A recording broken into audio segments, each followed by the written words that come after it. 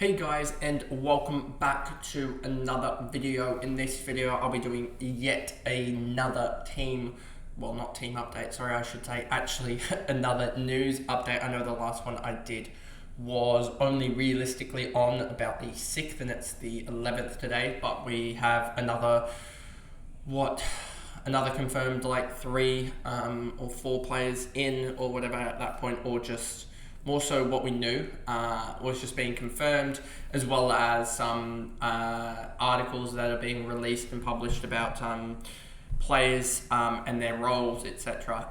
That mostly pertains to the Melbourne Renegades. But anyway, let's just jump into this because this will probably be a quick one. So first of all, you can just see on the Google Sheets that I have done it and updated it, so it is fine anyway, and that all the guys are in there that weren't in there when I first initially did this Google Sheets back in 3 weeks ago now.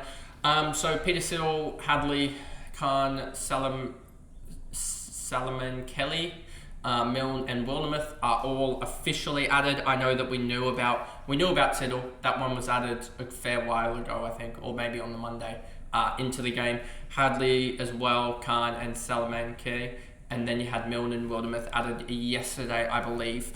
They were almost. Let me actually just check if they've done the Wildermuth one now, because I know that I based him off of Basley, his stats actually. Wildermuth, have they done it? No, they still haven't actually done his break even and projected. That's how quickly they got that one up.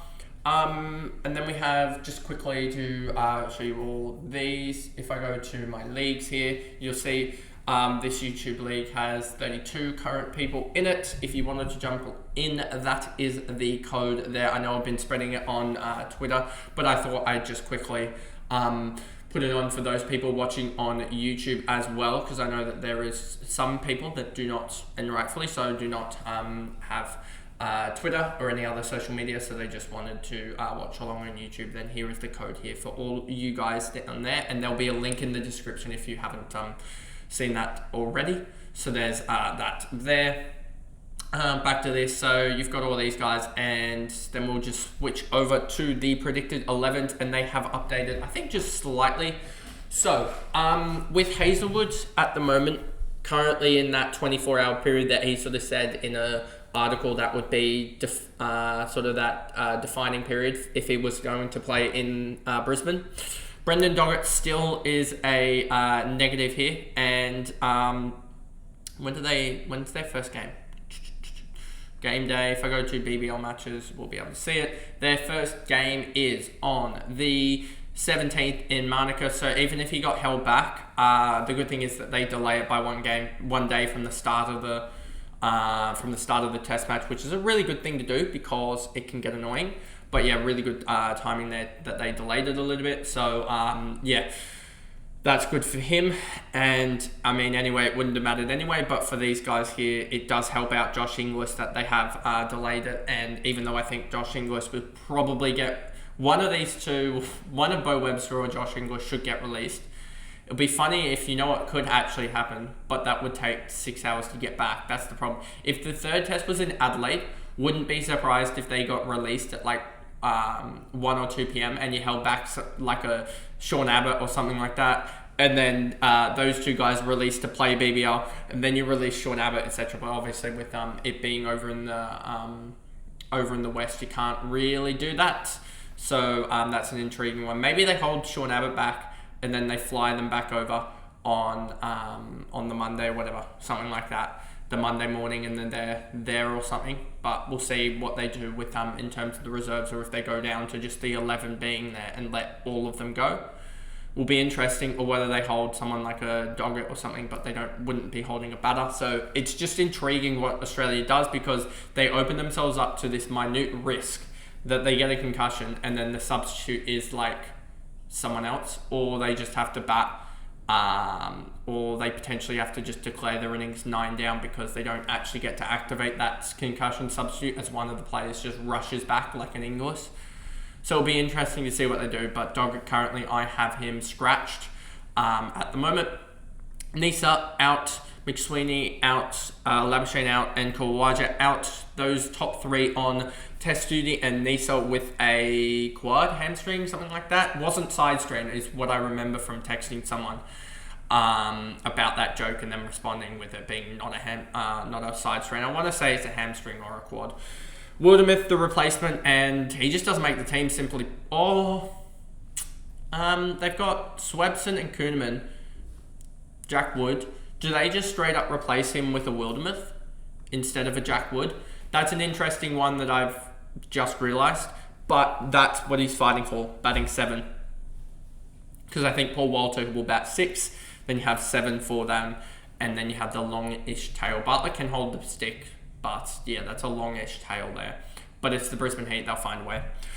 Hobart, I don't think much has changed at all. I need to actually just, you'll see this on the run editing here. 1 second. Then this guy goes up to there, and then we grab these bottom 3 and we take them, and then we do that.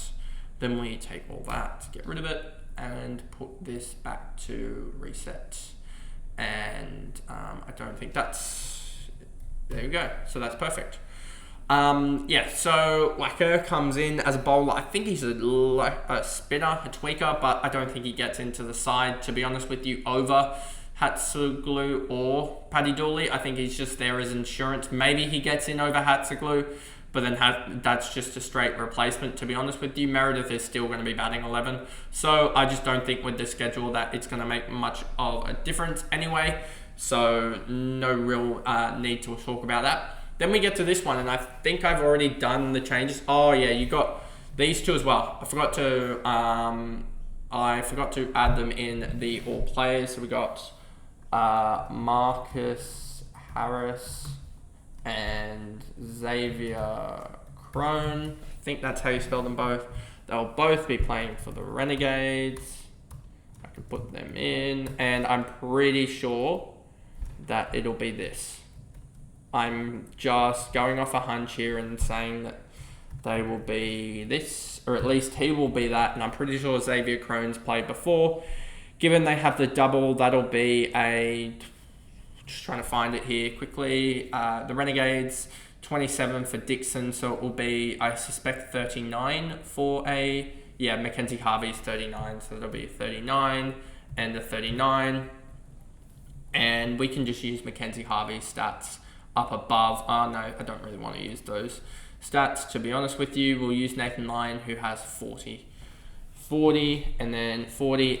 This is just a prediction. I will change it once we get the official stats, but 300.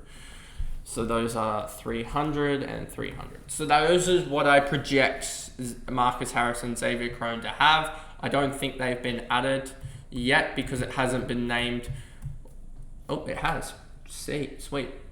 That's fine. That they haven't been added completely, and then Crone should be. Oh, it's 39.5. Sweet. That's even better, but it doesn't make much of a difference at all. 39,500, and then that'll be 19. Sweet, and then that'll be 19 again. We'll run off of whose stats here. Oh, sorry, that should be a 27, not 19. 27, and then we'll run off this saying that that's 27 as well. For those listening along, what just happened? I inputted the Marcus Harrison, Xavier Crone stats in without knowing their stats, and then went back through and checked them on the SuperCoach database and found that they had some stats, much to the same of Wildermuth. They don't have complete stats, but they have something, and I've just predicted their sort of stats here with other players and how they sort of run with their projected cash generation, etc. But at least that makes the Renegades squad look a little bit better here. And yeah, I don't think it changes much, to be honest with you. I think the big discussion with the Renegades here, and I want to keep this short and sweet. Zampa will get 4. Fergo Neal will get 4. Tom Rogers will get 4. That leaves 8 overs between 3 players. I predict that the likes of Kane Richardson, Hassan Khan will get 3, and then Will Sutherland will get 2. I don't think they want to, given that he's only just started bowling and he hasn't actually bowled at competitive level yet, I don't think they're going to slate in Will Sutherland for 4. And to the point that I think that they may even go with guys that they know that they can get 4 overs out of, like Gurinder Sandhu and Xavier Crone. And then once Bethel comes back, then that gets that doesn't really get any easier because you're just replacing Hassan Khan with Bethel, I believe. So that doesn't really get any easier. But yeah, their team is absolutely power packed at the moment. So we'll just see what Will Sutherland does, given that he's captain. But I suspect he's not going to bowl himself as much, given that he didn't bowl himself as much last year. And I think he's coming in even more injured than he was last year. So I think he could even find himself bowling 1 or no overs. And that's why I think Hassan Khan, Tom Rogers and Ferguson O'Neill and Adam Zampa are all the guys you want to focus on from the Melbourne Renegades. And you want to get them, almost all of them, so that you can almost hold one as well. And then we get to the Melbourne Stars. And the Melbourne Stars, Peter Siddle, I think he gets the spot over Steckity.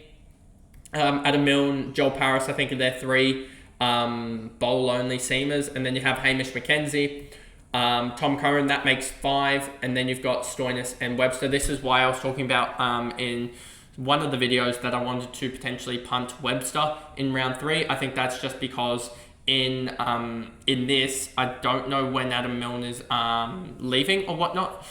But I think it's early on. He'll just get replaced straight up by Steckity or Scott Boland. But Scott Boland should be with the Oz squad.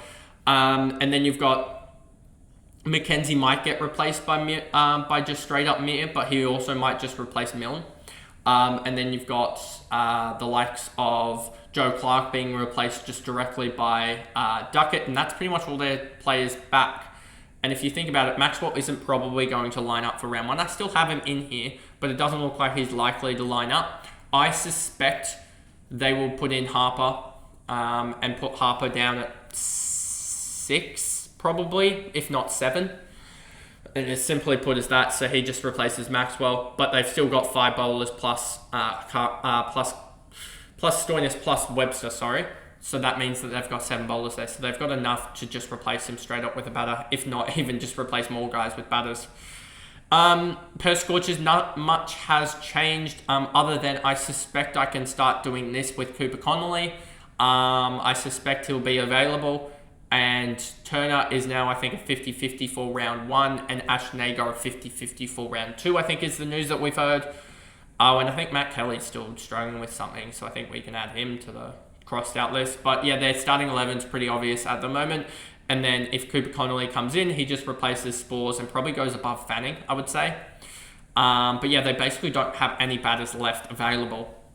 So that's why Fanning, Hobson, and other guys were getting runs or getting games in the projected 11. And then you go to the Sydney Sixers, and I'm actually going to change it now. I'm just going to go... if I go here... if I go there, there, and then go Hayden Kerr, and then go Curtis Patterson to 3, and then go this to Joel Davies. There you go. This is the projected 11 that I think most people are settling on. You could have Chohan in for Murphy, but I think this is the pretty much projected 11, and then straight swapping Hughes in for Patterson. At Patterson's expense, I guess, when he comes back, as his 8 weeks would be right about yesterday, on this Saturday, when he injured himself. And then the 10 weeks that they also said would be basically the 22nd, I believe, which is right on around about when they start their round 2, I think. Then we get Sydney Thunder. Nothing much has changed, to be honest. Jason Sanger's in some good form, so maybe he starts over Gilkes, but I still think Sam Constance starts there, and that could actually make it a lot better if you have Ollie Davies batting at 6 than 5, and Sam Billings potentially at 5 rather than 4. You know, you start to get some really decent depth in there, because Daniel Sams and Chris Green can hold the willow, but if those two are batting at 7 and 8, it's a lot better than 6 and 7, as you just have that extended tail. So yeah, I just like this depth a lot better for the Sydney Thunder if they go with Constance over Gilkes, and then have maybe even Sanger in there as well, as Sanger does provide potentially another over or 2 option, whereas Gilkes won't, as he is a wicket-keeper batter. And they'd have 5 plus Sanger plus Davies as their sort of 6th, 7th bowling option, which is all right. And that pretty much is the news update. A shorter update now, just given the we sort of only have 3, 4, 5 different bits of news, etc. But if you did enjoy that video, remember to like and subscribe and turn the notification bell on YouTube. And those listening on Spotify, give me a follow and a rating over there. And then I'll upload more, especially with me going overseas in the coming days. And you'll have all of the AFL fantasy updates or team previews on there on both YouTube and Spotify. I've got the first 6 already loaded up. But if you want to keep track with me and what I'm doing, follow my Twitter page, and that'll be where I post updates on there on my Twitter at the handle Kai Broom 35 is where I'll be posting updates. But anyway, I'll see you guys in the next video. Bye guys.